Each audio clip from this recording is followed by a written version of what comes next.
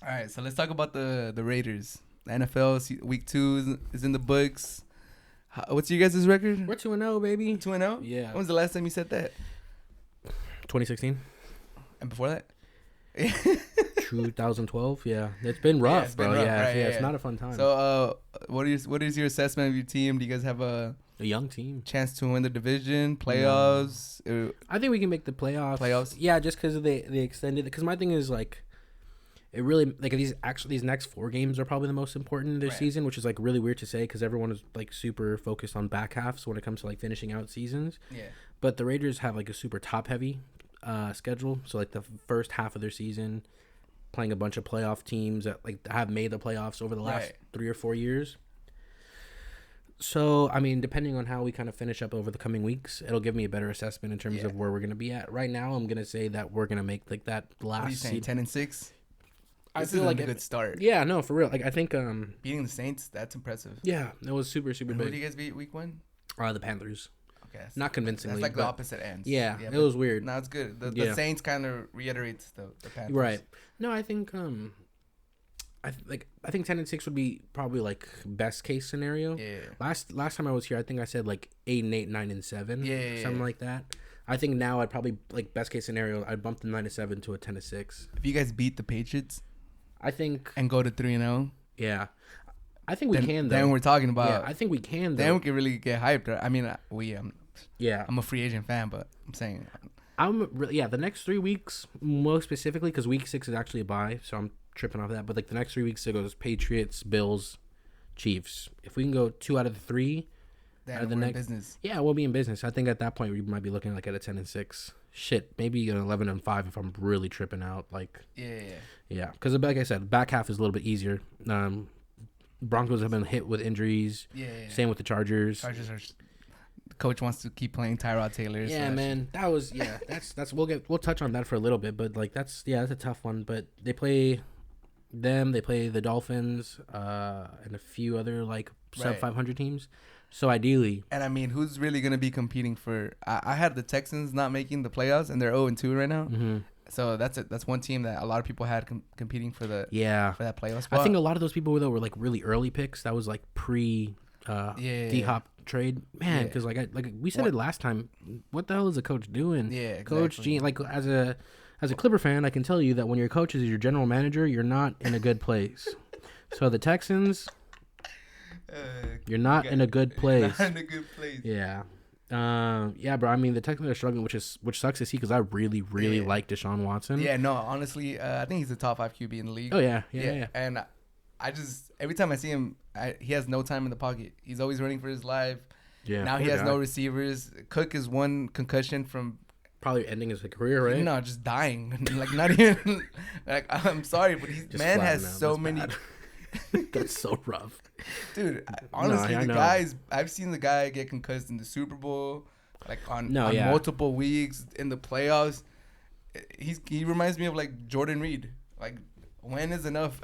Right. Like, I know you love the game, right? Or like, do you have depths? Or someone should be like advising these people, like, bro, like, you've had like 7 concussions in your career. Yeah, already. Like, that's part of the problem with like why people don't like the league, right? Because of those injuries, bro.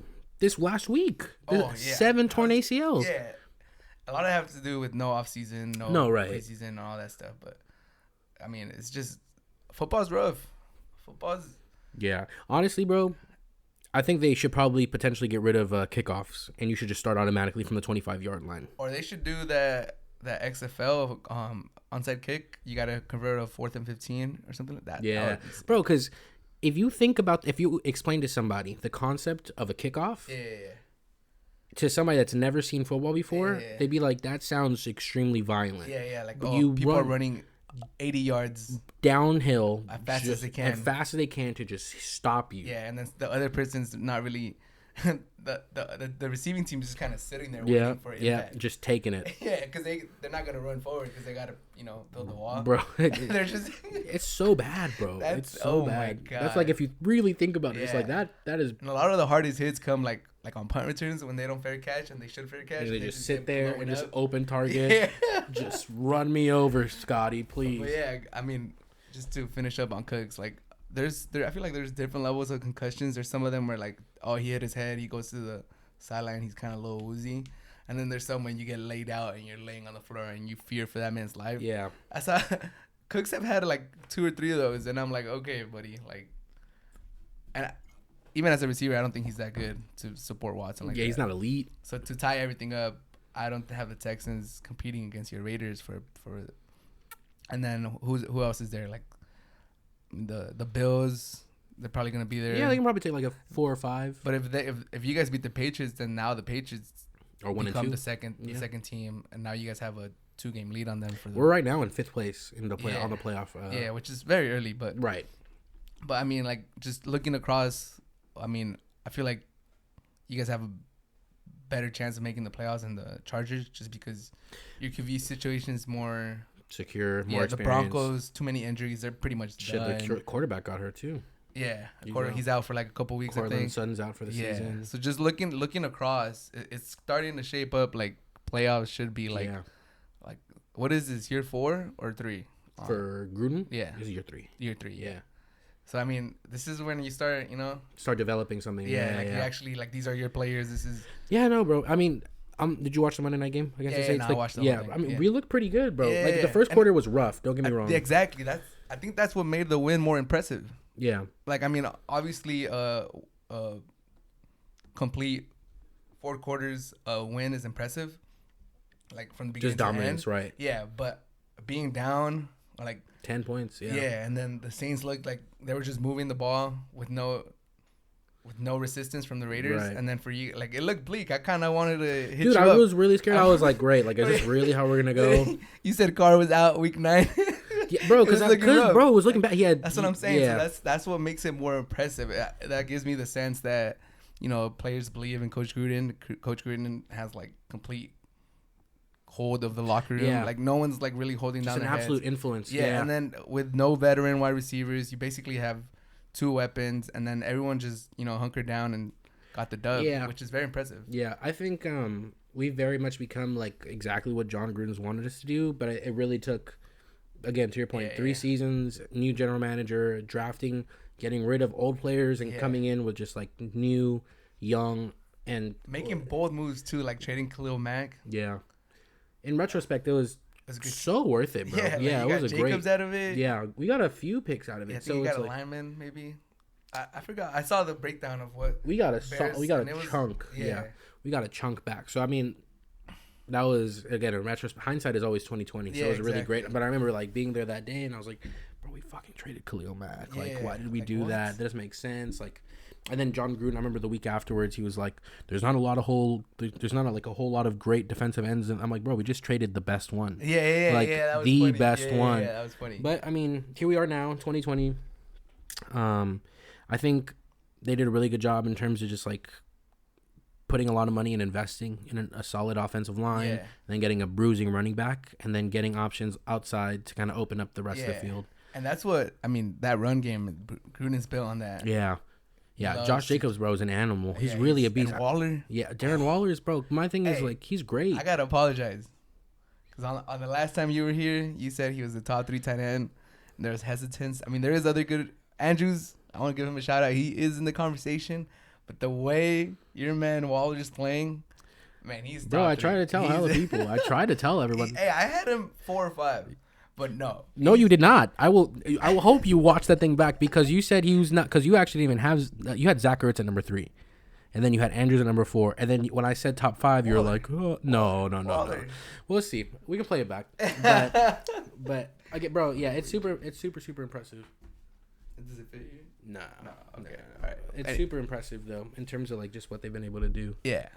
But apologies for Waller. That was a good take. I should have known. Put some fucking respect on that man. I'm sorry. Yeah. His story is just amazing. Yeah, no, it really is. But the thing is, he was drafted like a wide receiver. Yeah. You know, and then he's big. He's big, bro. So that was my thing is just like he's a mismatch problem. I mean, a lot of elite tight ends are, right, because the elite ones are too fast players. Yeah, too fast for the linebackers, and then too strong for like any kind of safety or defensive back. So Waller's really just kind of helped us out opening the probably field. The fastest tight end in the league. Yeah, he's fast, bro. He flies. He's so nice. It was a great pickup. But yeah, I think the outlook's pretty good for for the Raiders. Yeah. The Las Vegas Raiders. Yeah, man. I mean, I think the next step, I would probably say we're like 2 to 3 years away from contenders. Title contenders. You guys think you could challenge the? I'm just saying with COVID, like honestly, anything is possible. Yeah. So I've actually, it's so funny that I'd hate to go back and talk about the Nuggets, but I was saying that the Nuggets, because of the way that COVID's like just influence on the bubble, I texted a lot of people that the Nuggets would make a lot of noise. Little did I fucking know they would be the team that eliminated my team. Yeah. But with that being said, I really think that with no fans in attendance or like it's super like a level playing field. It's a level playing field for anybody. So it's just like I don't really feel like the elite teams being like the Chiefs and the Ravens really hold like some sort of astronomical lead on because anybody can really now, like the sport in itself was already set so that anybody can be anybody on any given day. Yeah. But now more specifically, exactly. It's really a possibility. Exactly. So yeah, I don't know. It's exciting. It's an exciting time to be a Raiders fan. Yeah. And I mean, these football games have been good. Yeah. Even with all these injuries, I've enjoyed the season so far. NFL, which is crazy because I read that the NBA didn't have a game on Monday because basically the Raiders and the NFL was on, and they know they don't have a chance. No. With the conference finals. No, the Raiders set a Monday Night Football record for viewership. Which is crazy because I feel like the NBA just keeps growing and growing and growing, and they still can't compete against the NFL. Yeah. That was one of the problems that they had with pushing the season back, that they knew they were going to overlap with the Super Bowl. I mean, with the NFL season. And then it's just crazy that they're moving games just to not be in the same window. Yeah. I mean, NFL is... Can't say I don't understand it. You know what I mean? From a viewership perspective, super important. But, yeah, I don't know. NFL Supreme, man. It'd probably take... I really don't know what it would take. Because my thing is just like... You already see that like owners really aren't the best of people. People are getting continuously hurt. And yet NFL fans are just super loyal. Like I'm... I always tell people, like, I'm not so much, like, really loyal to the league. Yeah. More specifically, like, because if the Raiders aren't playing, bro, like, in the play, I don't really care, bro. I don't. But I'm weird in that sense. Yeah. But there's, man, people love the NFL. Yeah. No, that's what I'm saying. There's people that, so I don't know what it would take for people to, like, stop watching what the NBA can do to really... to take over the NFL. The NFL owns a day of 3 days of the week, really, if you think about it. Yeah, Thursday, Sunday, Monday. Yeah. Yeah, those are their time slots. Exactly.